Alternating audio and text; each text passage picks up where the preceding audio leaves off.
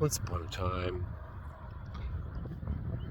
when I was younger, I used to imagine what it would be like to sit up here on top of a hill and look down at the water. I didn't have any water on the property back then. Well, as you can see, this is the ship of salvage dreams, if you remember. Over the years, we've dug things out and made canals and water ups and downs. There used to be the biggest pond over there. It's a small pond now. But over here, we still have some control of helping nature, turtles in the water, beavers, otters, fish. We have goats over there about to be born. And when I live in the back now, you can't even see my roof and the trees. And this little section being isolated with its own little cave and all the water back here. None of this existed 10 years ago. Has it been about that long since I started digging here? We sold them a bunch of dirt, and then we were able to make canyons and ponds. And the truck stop grew, and we grew walls to try to fend off the noise and the lights in the future. But our island, our little bubble where we have a bunch of junk up here piled, that's the entrance. And then you come back into the wildlife area where just a few people get to be. Who those people are, well, that's who helps create it. And so far there haven't been too many that wanted to come and stay and do the work because they couldn't see into the future how we might have all these trees to produce food and ponds to produce fish and an ecosystem.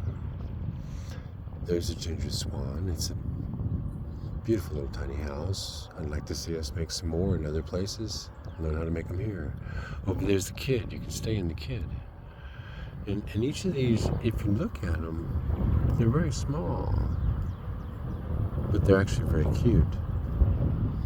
Now, over time, if you wanted to have a home like that one over there, that's Vicky one, sitting in the woods, you could buy a house and have it sit on the property and be part of it, take it with you, hand it off to your children, but not necessarily own the land, but have the benefits of all the land, and being able to fish, and being able to garden, and being able to help manicure it, help mow it, help make it all possible. Become part of it. And if you can become part of it, why not stay with it? Some people say Texas is not a great place to move to, but I disagree. I lived in 44 places before I founded Salvage, Texas.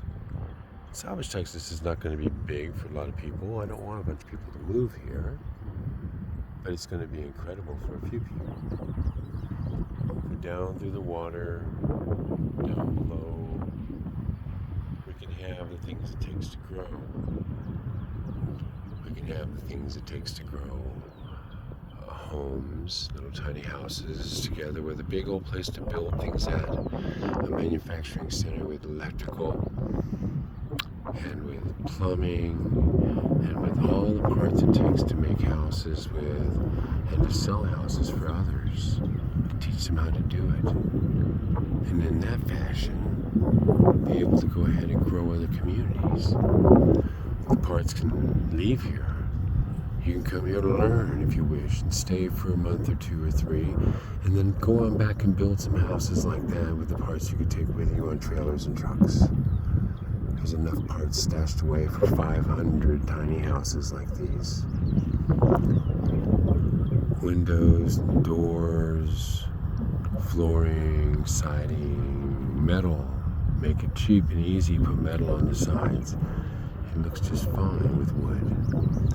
Hold metal for the ceilings, the roofs, I've got it. It's ready to go. We'll put more houses in that little area where the trees are and more gardens over there.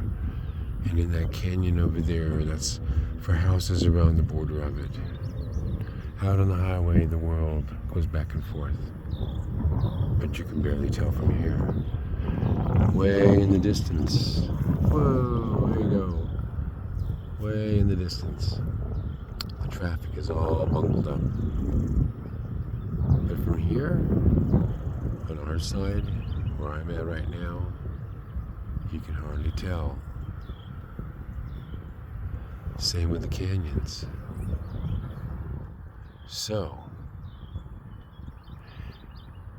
this is my little fantasy land, dug out and turned into ponds. The beaver lives under the house. Fish and turtles, otters, skunks, possums, and other little critters. Goats, we babies soon, for milk, if we can learn how to use Mother Nature's benefits without destroying Mother Nature. Permaculture means being able to mix nature and people together. It doesn't mean that you can't be a carnivore or other things. I love eggs personally, or I live on eggs and peanut butter. In the distance you can see what is considered improved land, grazing land for cattle. And mind you, not much lives out there on the other 132 acres around us. And then beyond that, hundreds of acres more. All denuded so that we could have thousands and thousands of cows out there. Today, you don't see them. But it doesn't necessarily bode well.